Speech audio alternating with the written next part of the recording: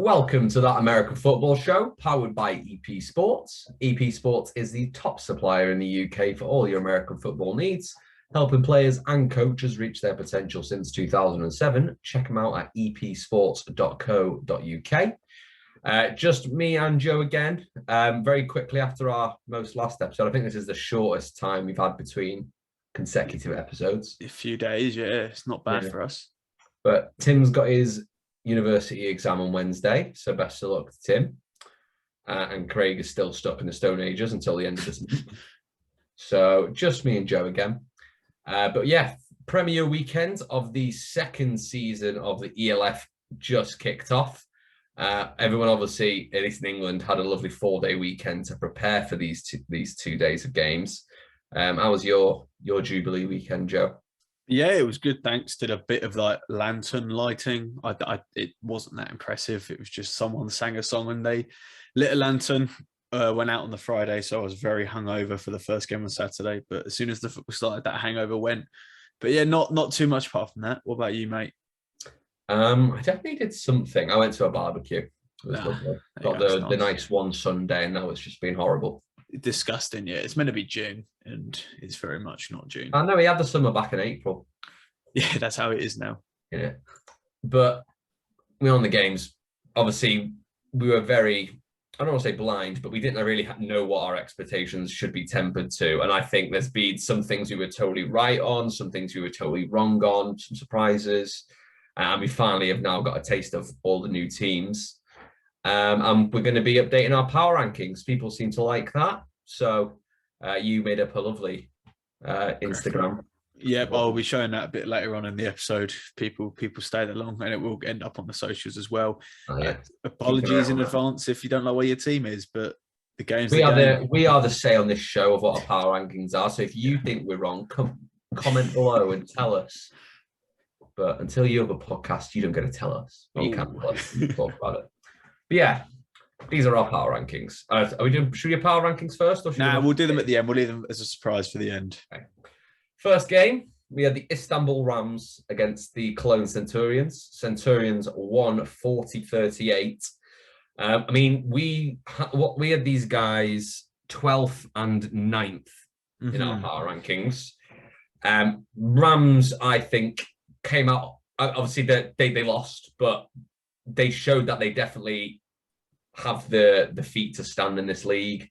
Yeah, their run game looks really good. The offensive line looked good. Their defense, I mean, it was an offensive game, but the defense did some stuff. Tyrese Johnson-Fisher looked great. Yeah, likes what he did. Centurions, Quentin Pounds had 3 touchdowns. I'm gutted he wasn't in my fantasy. Yeah, that we missed out on that one.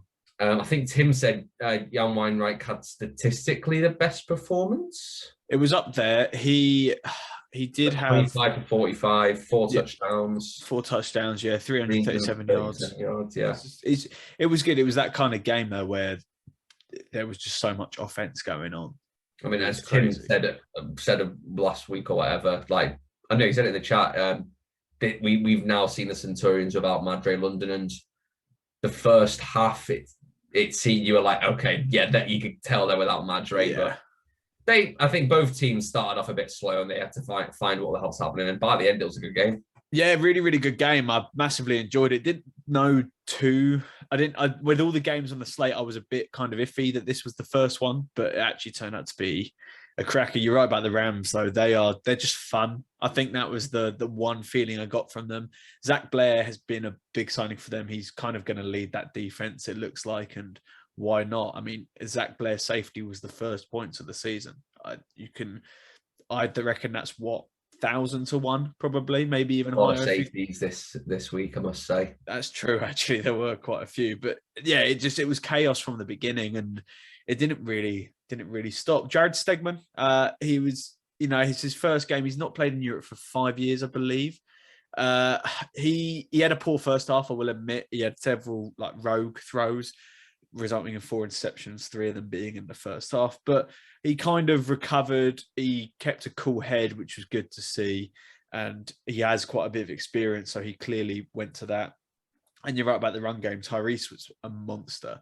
I really didn't know. Like we've met Tyrese. He's a lovely, lovely guy.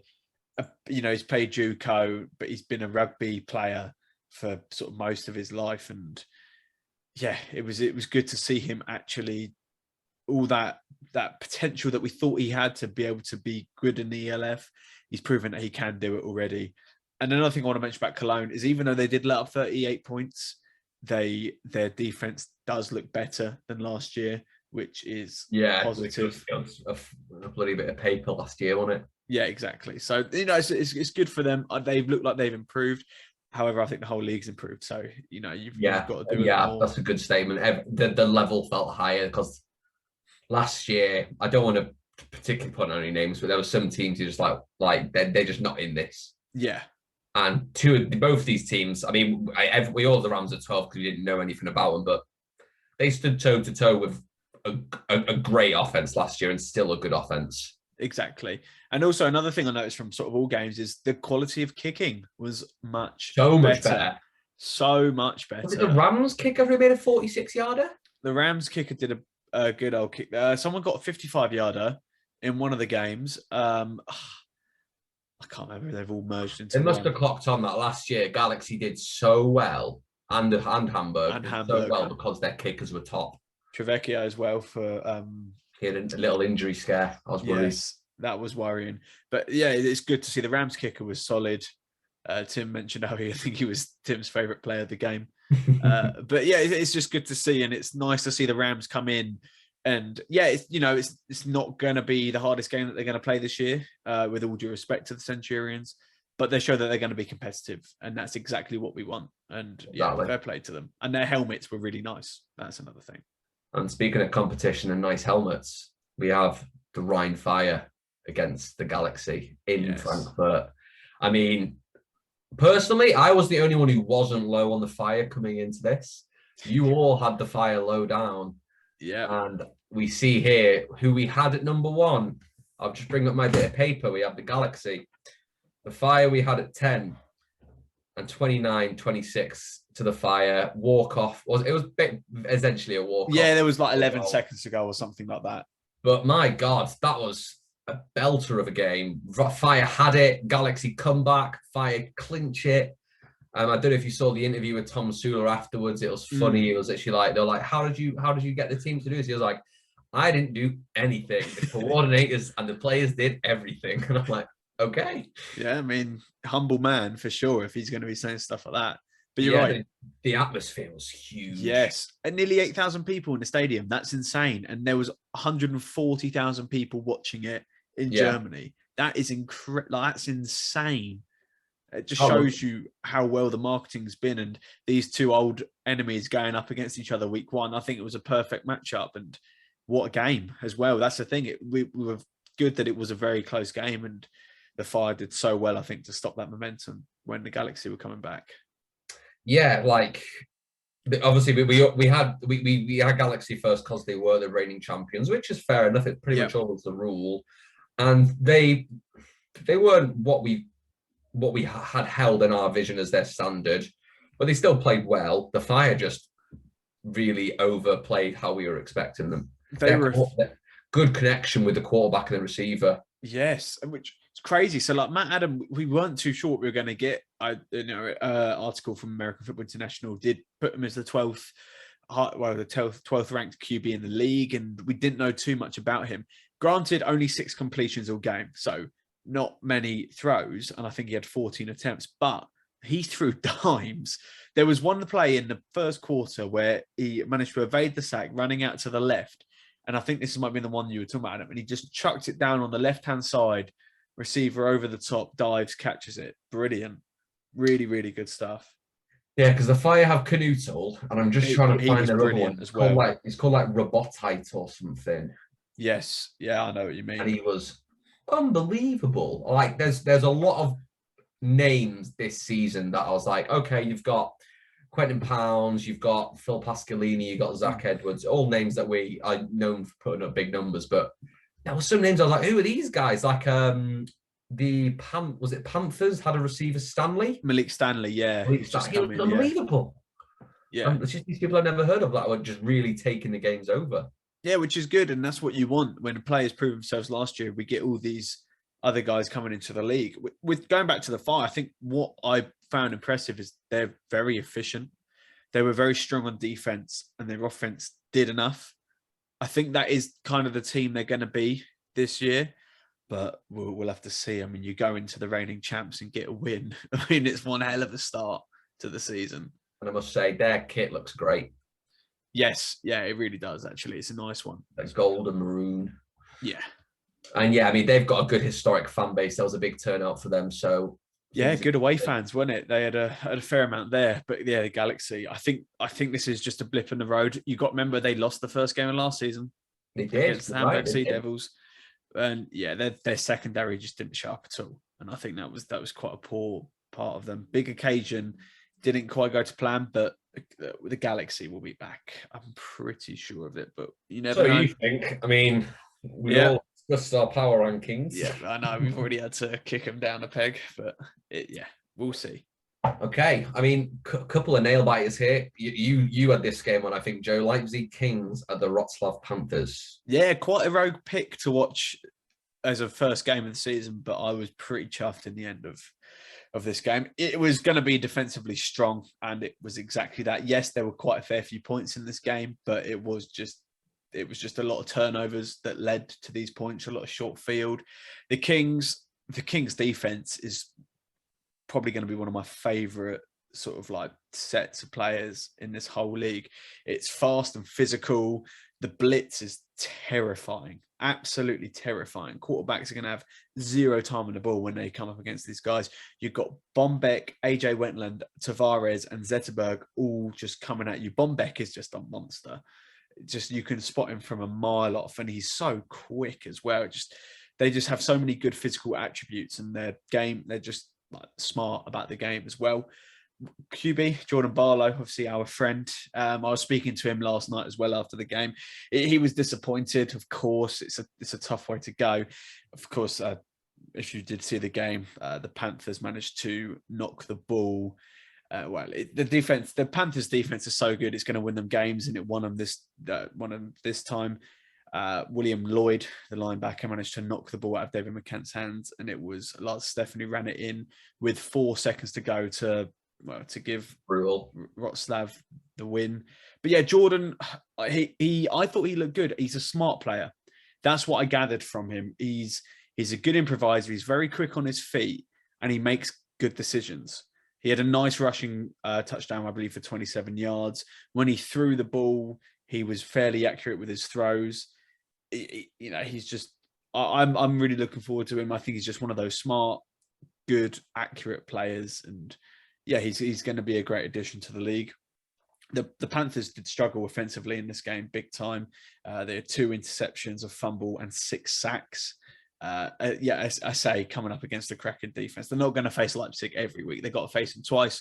But yeah, it was difficult. Hansen had a few odd throws, but he also made some really nice ones as well. We were talking about Justice Hansen before when we did our episode last time, saying how on paper he's probably one of the most talented and as one of the most sort of accomplished young careers. And he proved that he has got a bit in him, but maybe that defense and it's the fact it's the first game probably threw him off a little bit, but he's definitely got it there. And the Panthers, they were a bit fortunate as well. Their last touchdown, the Kings cornerback, Jonathan Savike, he forgot to put Banat down by contact. I don't know if you saw the highlights, Adam, but he threw the Banat, caught the ball, went down, and Savike just kind of didn't touch him. And Banat sort of rolled over, got up and just ran off for the touchdown. And it was little things like that, little mistakes that cost the Kings this game. Yeah, that's not bad luck. That's bad football. Yeah, it is. It's one of those. It's tough. On another day, the Kings probably would have won this. But I do think over the course of the game, the Panthers did look the better team, all in all. Yeah, I mean, that's one. You want a game where you don't know who's the winner right until, there's a fumble recovery for a touchdown with 4 seconds to go. Exactly. And it was like that all game. It was so close. The Kings looked like they were going to hold on, and then the Panthers kept getting in. And Darius Robinson was absolute X-factor player, one of the best returners in this league. He managed to have a punt return touchdown that unfortunately got taken back for a legal block in the back. He was superb last year as well. Yeah, he is really one of the top guys in this league. And him up against Dable Wolf was an unbelievable matchup. just two players just as good as each other in their respective positions. But yeah, two teams who I'm still high on. I think they've definitely got potential. And I mean, this was Tim's game. Yes. Vienna Vikings at the Tyrol Raiders. Vikings walk away with a win 29-23. I guess this flipped our perspective because we all had the Raiders a bit higher than the Vikings, but this game showed that whilst the Raiders are definitely going to compete, the Vikings look like they're going for the top teams. Yes. Like their quarterback throws the nicest rainbow throw. Like he's just like Russell Wilson. And it's just some of the, like they were just right down the sideline. Boop, boop. Yeah. I think Jackson Ehrman is going to be the most fun quarterback. Him and Zach are probably my two favorites to watch after week one. But yeah, it's just these two teams have complete two different styles is what I quite liked. Sean was throwing sort of like short passes. His first touchdown was lovely, by the way. Absolute needle throw straight through. I saw it was like through two people, wasn't it? Yeah, and he just got it perfectly. Sean there was an interception that was knocked down and he did fumble the ball on a run. But apart from that, Sean looks, he looks good. He is a vet and he knows how to play in this league. I think that for the Raiders, it was just one of those where this was a bit of a coin toss. You don't know who was going to come away with it in the end. The Raiders could have won it, but there was some pretty poor clock management towards the end. They had, I think, 2 timeouts left with just under 2 minutes to go, and they seemed to be a bit too focused on making sure that Vienna wouldn't get the ball back. I can understand why with Jackson at quarterback, it does make sense.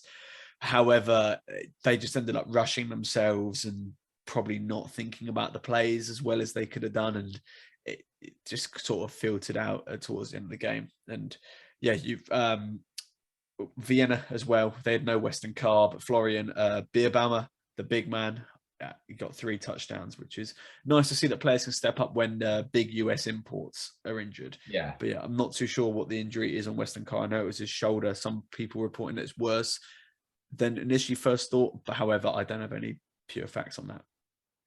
I mean, we discussed it a little bit, and I think we talked about it more and more as after the pod. But I think we're all a little, I don't want to say disappointed, but the ELF should have scheduled the Vikings Raiders game for later on in the season because it's a big rivalry matchup.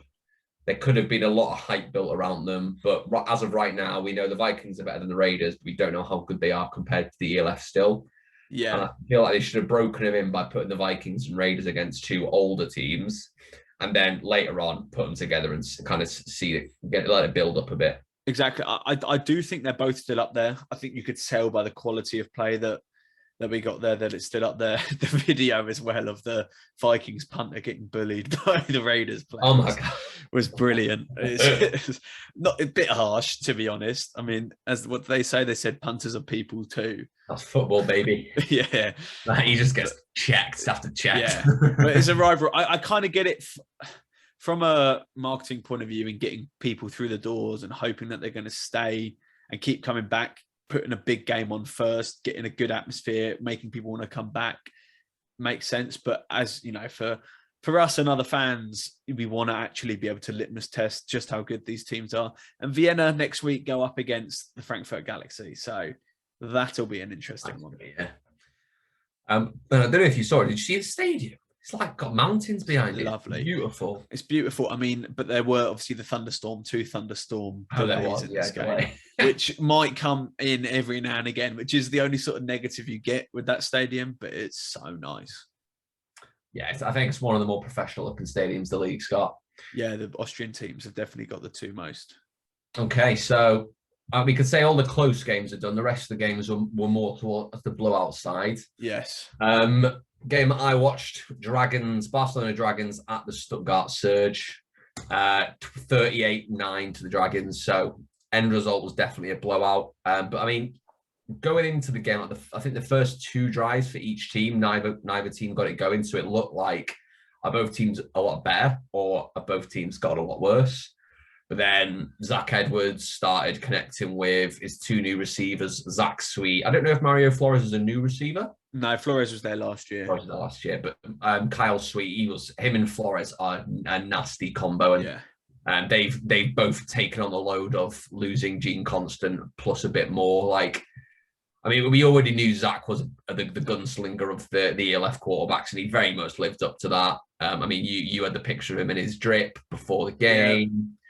I mean, he took a few hits, and I was a bit worried because he took a few hits last season as well. But offense looked great. Their defense, though, they had Rodriguez. Rodriguez, yeah, he was brilliant. He was still there from last year, I think, but he had an animal of a game as linebacker. And they had another D end. I can't remember his name, but he had one pick six as a defensive end, and he almost got a second. Like that, the secondary was good from last year. That's carried on over. Like obviously last year, I think Barcelona were known by having a very spicy offense and a defense that could handle itself.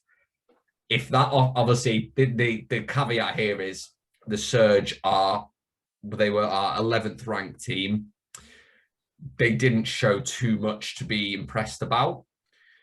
So I think their defense was better than it looked, and I think the Dragons are a handful. But if the Dragons have fixed that O-line, they are going to be a problem for the rest of the league. Yeah. And if the Surge if the Dragons aren't as amazing as I think they are, the Surge have got a problem that they probably need to work on quite quickly. Yeah, I think that is it as well. This game was the first game of last year as well, and I think it was like 19-16 or something like that to the Surge. So it's quite a big difference. You're right. Their first game was the Surge, and they did lose. Yeah, so but Dragons went 0-4, 0-5 at the beginning of last year, so it's much better start this time around, which is obviously a massive positive. The Surge, I don't know. It's really hard to say. Because is it the fact that the Dragons are a massive jump up? The Dragons are that team that I'm seeing in power rankings. I'm seeing people putting them top 5, top 4, and then I'm seeing some people putting them bottom 4. I think people just don't know what kind of a team they are. And I tell you what, though, people are starting to buy into the Zach Edwards experience. Yeah, boy. I'm seeing a lot more people ranking him. People even saying he's the best QB in the league. I know you've said that for a long time, Adam. Day one. Yeah, exactly. And he's starting to prove that he's definitely in that conversation. At the very least, I think he's top 3, top 4. But this year could be the year that he really, really goes for it. The Dragons, I think they're exciting. Possibly top. They're one of the most exciting teams in this league. How good are they? Who knows? I think we're going to find out next week. Yeah, like. What like you said, like you say it was Jordan Barlow who showed good decision making. Yes, the Vikings guys are cannon for an arm, but just watching Zach's fun because he's very happily to tuck the ball and run. And he's got very different throwing technique as well, doesn't he? Which I quite like, especially when he throws the ball deep. Yeah, and he likes to just land it in the receiver's pocket when there's like properly against the sideline, and there's a lot of prediction throws. Like he's just fun to watch, man. Yeah.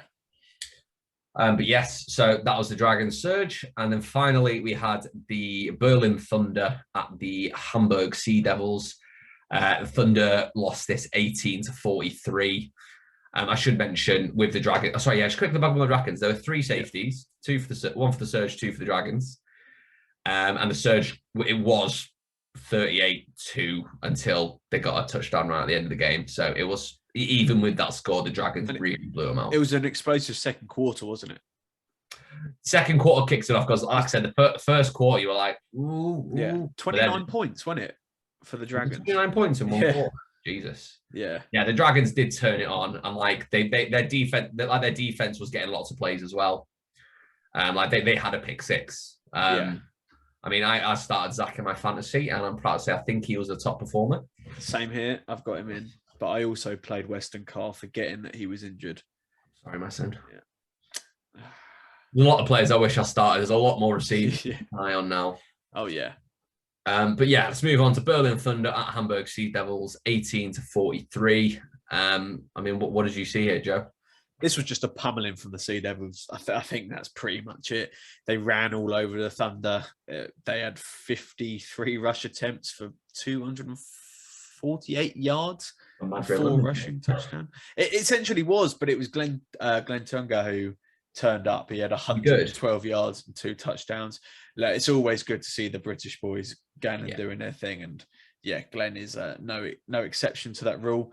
I have a feeling this is going to be their game plan for the year.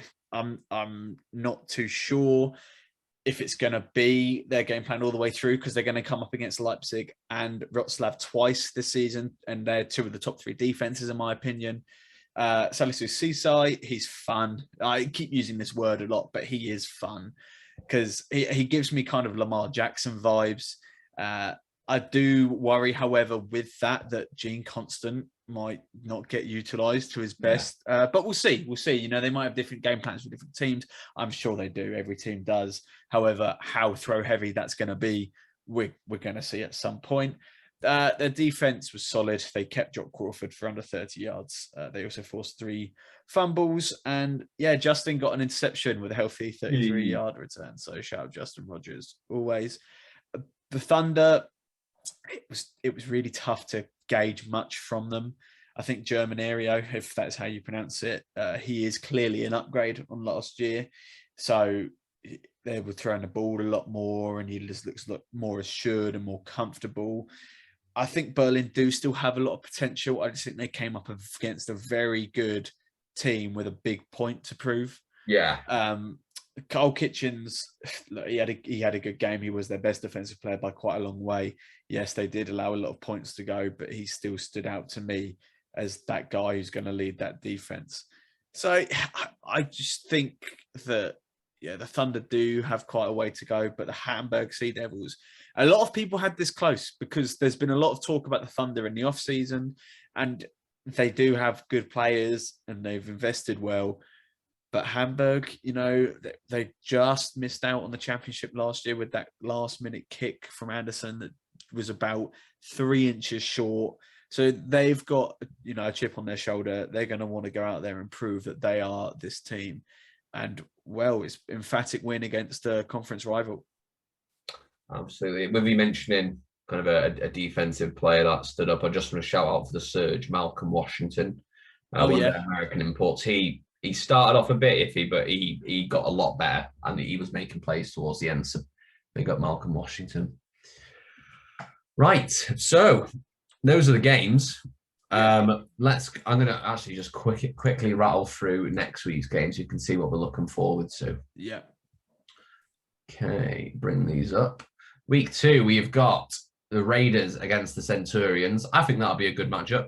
Yep, I think it will be. You probably expect the Raiders to bounce back there, but we'll see. Yeah, but we'll see. The Rams versus the Thunder. That'll be a good one because gives the Thunder a bit of an easier chance to show what they've got. But likewise, it gives the Rams a bit of a defense to see how they can play into. Exactly. Rhein Fire at Leipzig Kings. Be interesting to see them against the Kings defense because, you assume the Galaxy defense is more solid. Well, they didn't seem like it this week, but we'll see. I think that's going to be a tasty game. Yeah, it looks like a good one. We've got Panthers at the Surge. Yeah, we should know what happens there. Tough for the Surge. That's another tough game. It's a hard start. Galaxy at Vikings. Very interesting. Be a good test for the Vikings. I think we'll get a good. If the Vikings go in, so they say the Vikings going to smash the Galaxy. I don't know if they will. I don't think they will. Then we will go, okay, maybe the Raiders are also a good team. Yeah, you get to watch that game and a Rams Thunder or Raiders Centurions game Saturday, Sunday. And then, I think this is the matchup. Barcelona Dragons at Hamburg Sea Devils. Yeah. Because that is a top defense against a top offense. And then they're both all-round solid teams. Like that, I think that's the game to watch for the week. Yeah, for sure. I'm going to be 100% sitting down and watching that one. That's going to be who is Hamburg at home, isn't it? Hamburg at home, that's right. Okay, yeah, it's going to be tough. And I tell you what, if those Dragons come out with a win, I think a lot of people are going to be looking at them very differently. Day one Dragons, baby.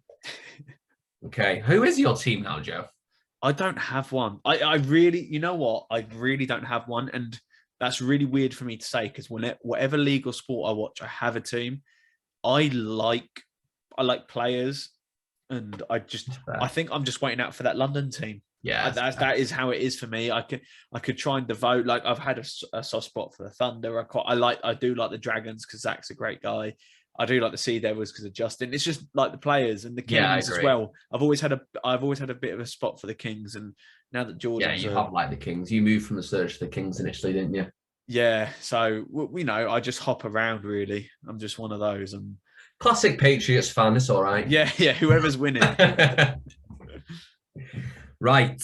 Let's get into our power rankings, Joe. Do we want to pick like an MVP? Because we usually used to do that. We did. Do we want to pick a few?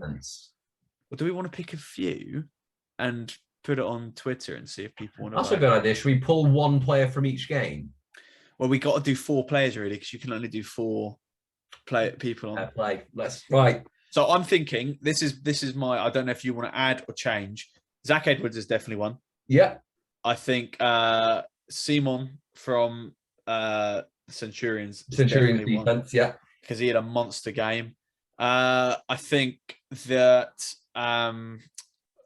the Vikings receiver Beerbalmer 3 touchdowns, and Quentin Pounds he had 3. Quentin Pounds, I think they're good. Great game. Glenn, there was a deep Rodriguez for the Dragons.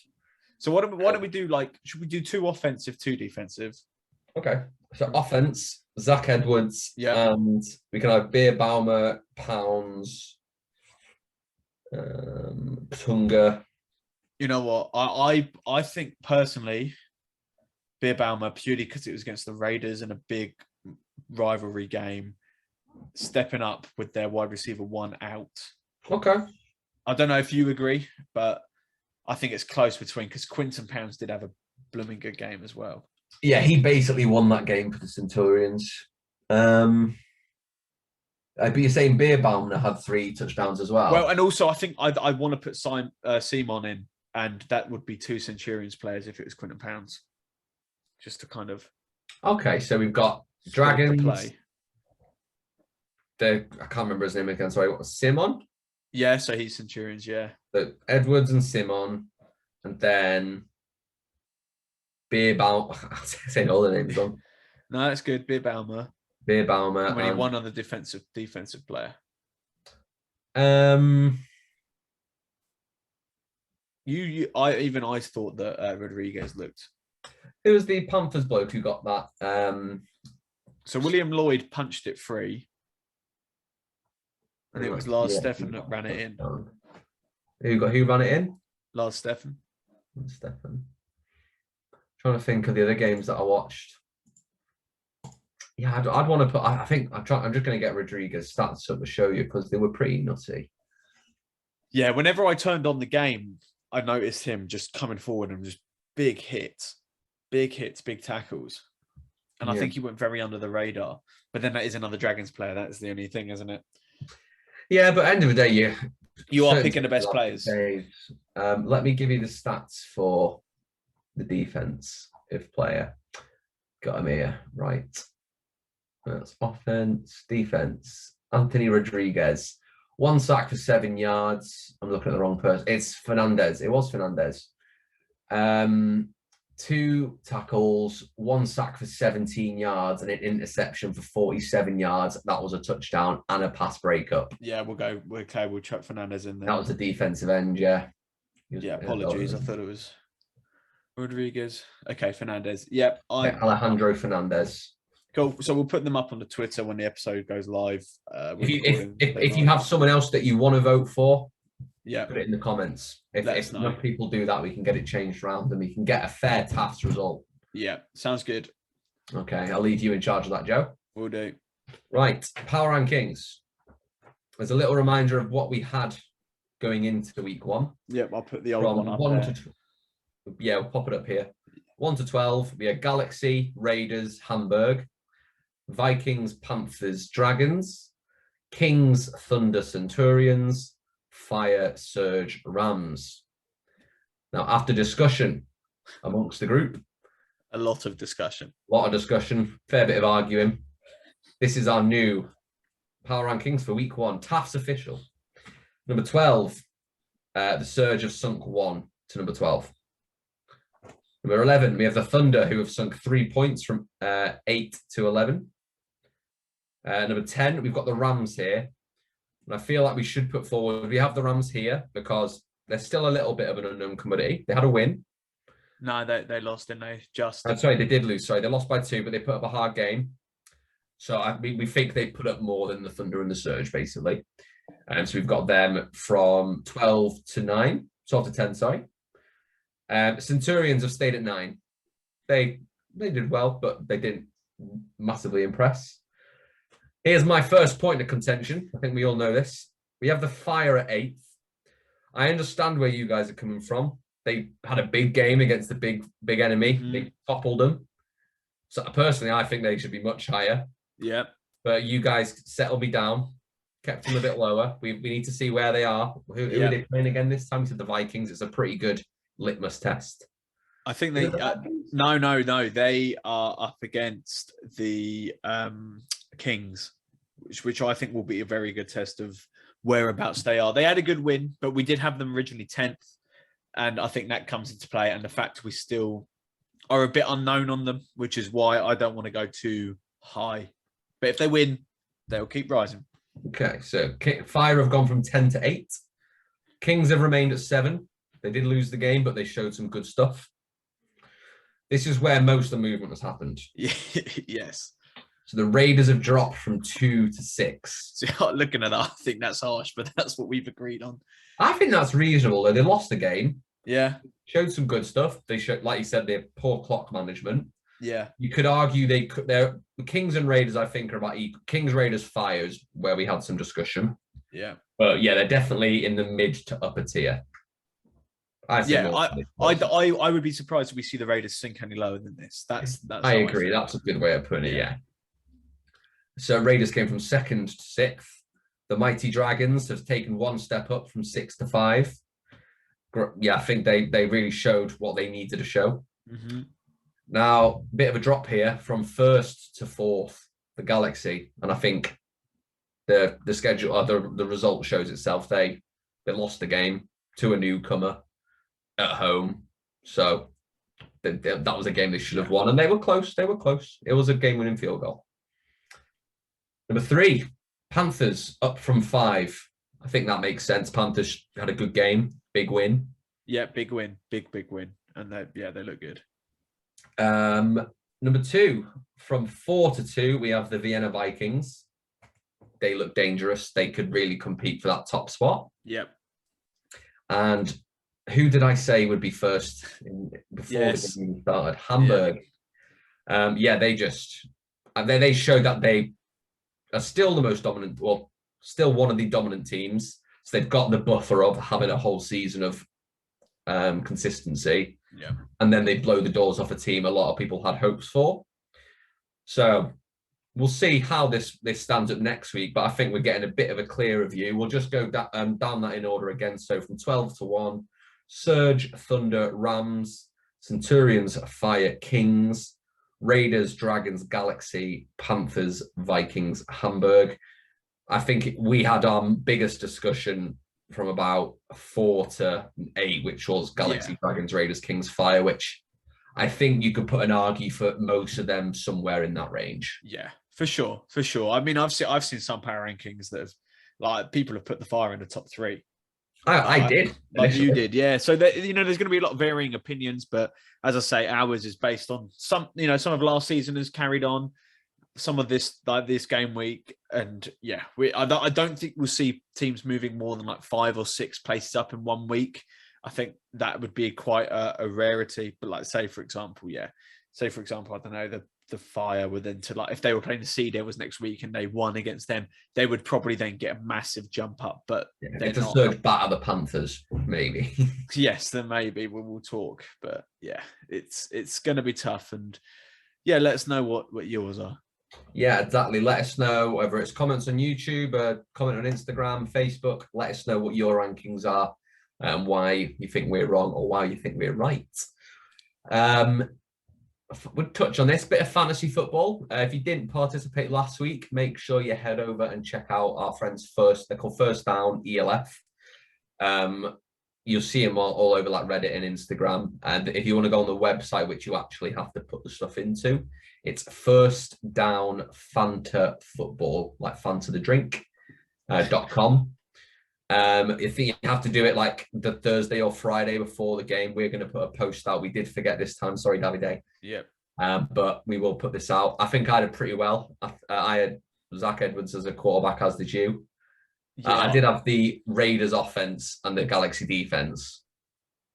Yeah, I can't. To be honest with you, I was a fair few points down in the pub when I did mine, so I can't really massively remember what I did. But I definitely had Zach, and then yeah, I had a couple others. But we'll find out when the results get posted. Yeah, we'll see the leaderboards.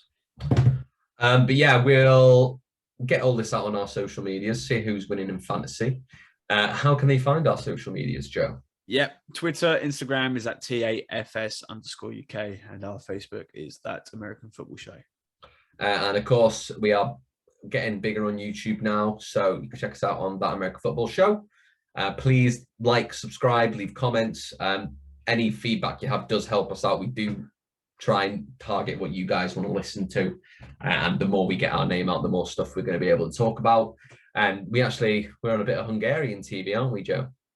Yeah, we made some friends at the Hungarian at the TV. I apologise. I've completely forgotten the name of, because I don't watch much Hungarian TV, so it's not going to come to me too quickly. But yeah, it's nice for making friends from around the world, really, and that's what this league is all about. It's all about a nice community. Oh, and congrats to the ELF Reddit for going over 2,000 community members as well, because they deserve it, because they run a hell of a community.